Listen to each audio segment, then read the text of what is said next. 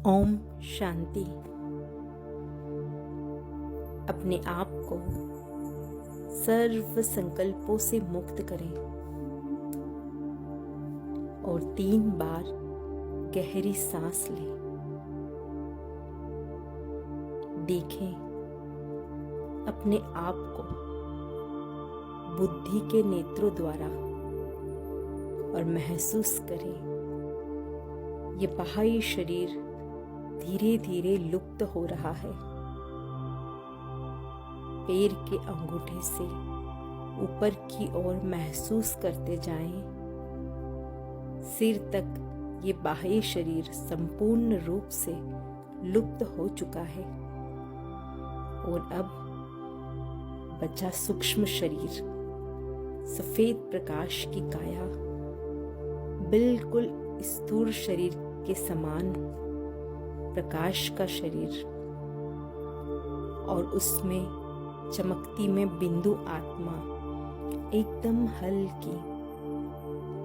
इस सूक्ष्म शरीर के साथ धीरे धीरे उड़ते चलें बादलों के पार, अपने घर मधुबन। उड़ते उड़ते मैं फरिश्ता मधुबन पहुंच जाता हूँ। आबू की ऊंची ऊंची पहाड़ियां, ठंडी ठंडी हवाओं में अद्भुत शांति, तपस्या की भूमि, जहां अनेक तपस्वियों ने गहन तपस्या करी। धीरे धीरे मैं नीचे उतरता हूँ पांडव भवन के गेट पर। ब्रह्मा बाबा की कर्म भूमि। भक्ति में सुना था ब्रह्मा के संकल्प से सृष्टि का निर्माण हुआ। यही वो कर्म भूमि है जहाँ स्वयं ब्रह्मा बाबा ने संपूर्ण समर्पण और श्रेष्ठ संकल्पों से सतयुग का निर्माण आरंभ किया, जो गुप्त रीति से अब भी चल रहा है और संपूर्ण होने को ही है।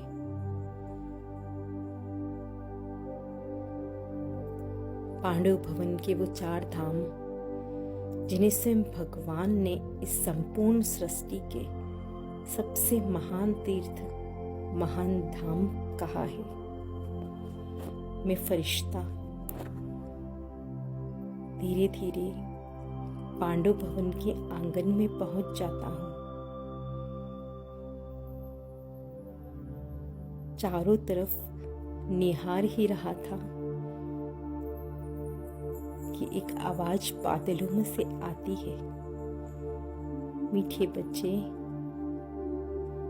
बाप समान स्थिति के लिए बाबा के कमरे में आ जाओ।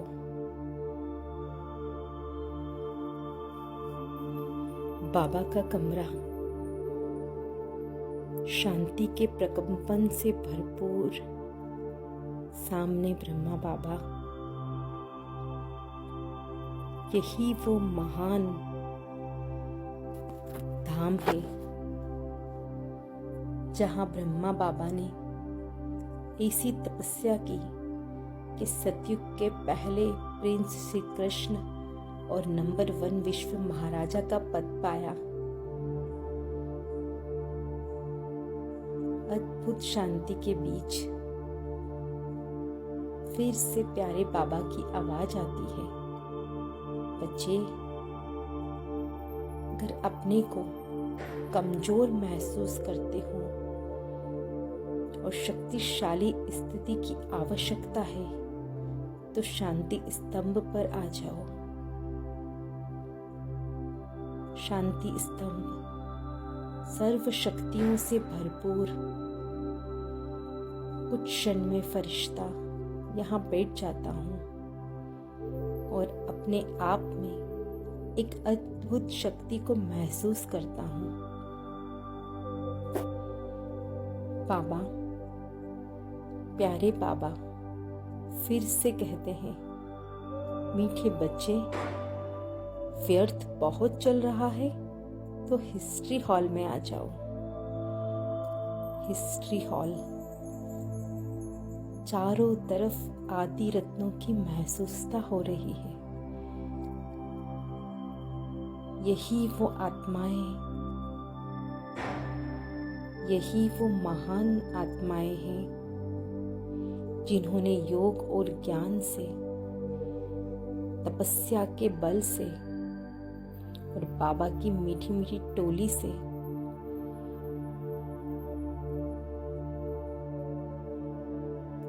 अपने आप को संपूर्ण बनाया और इस सृष्टि की आधार मूर्त आत्माएं बनी, जो हमारे आदि रत्न हैं और जिन्होंने परमात्मा कार्य में अपना संपूर्ण समर्पण कर दिया।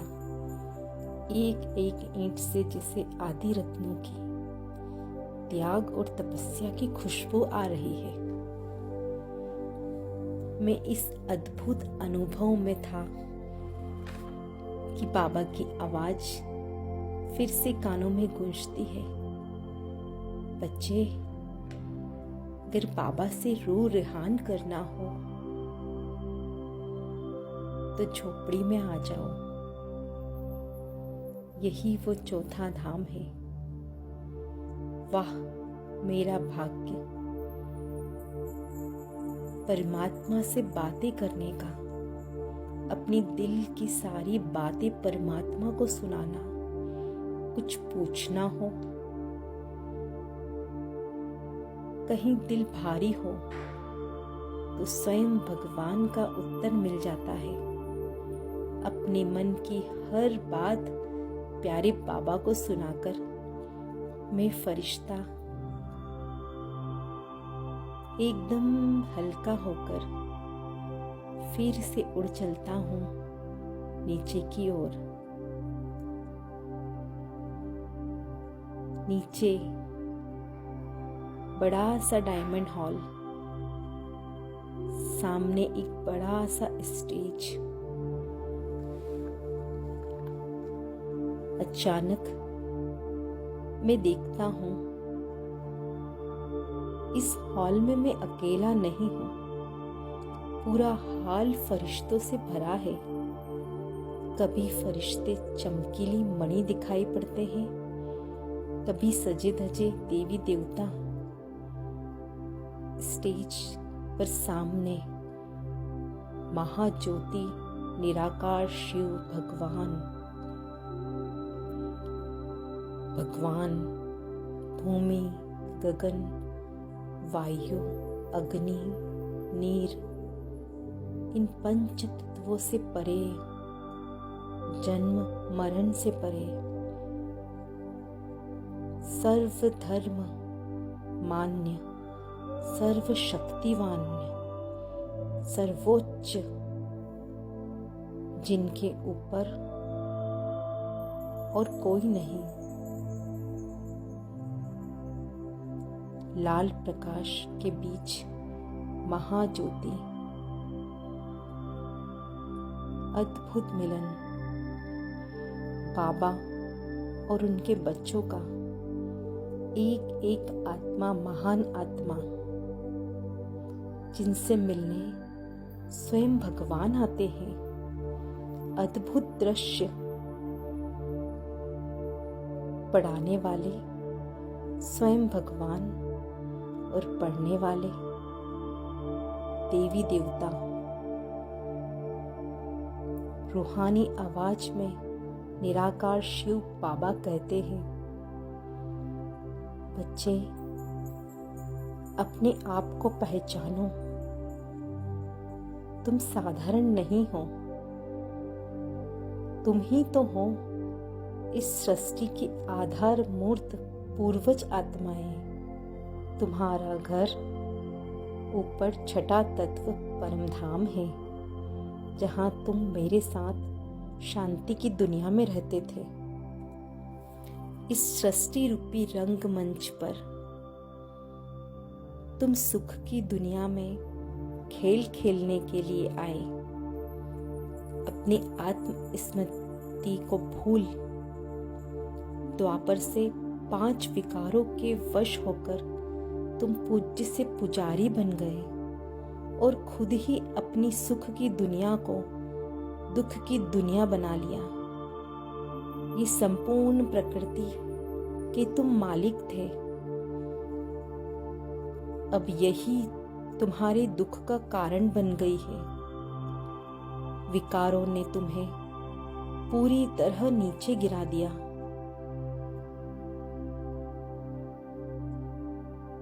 तब तुम आत्माओं जो मेरे लाडले बच्चे हो, तुम्हारी पुकार सुन और गीता में कहे अपने वादे के अनुसार मैं पुनः आया हूं तुम्हें अपने घर परम धाम में ले जाने।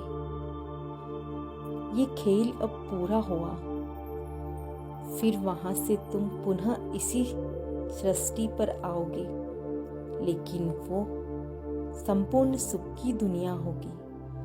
तुम्हारे महल हीरे जवाहरात के होंगे, सोने के होंगे। ये प्रकृति तुम्हारी दासी होगी, हर पल उत्सव होगा। तुम आत्म स्थिति में रहोगे। 2 युग तुम यहाँ राज करोगे, विश्व के मालिक बनोगे।